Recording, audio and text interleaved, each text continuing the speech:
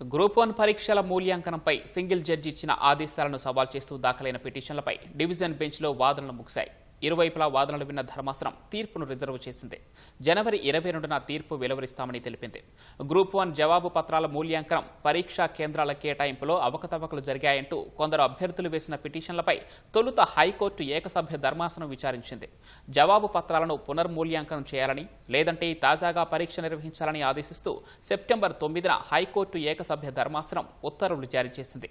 ఆ తీర్పుపై పలువురు అభ్యర్థులు టీజీపీఎస్సీ అప్పీల్ చేశాయి. సింగిల్ జడ్జి తీర్పును డివిజన్ బెంచ్ సస్పెండ్ చేసింది.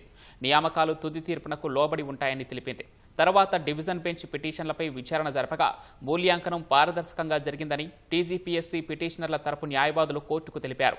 ప్రతివాదులు మాత్రం మూల్యాంకనం, పరీక్షా కేంద్రాల కేటాయింపులో అవకతవకలు జరిగాయని వాదించారు. వాదనలు నమోదు చేసిన హైకోర్టు డివిజన్ బెంచ్ జనవరి 22న తీర్పు వెలువరిస్తామని తెలిపింది.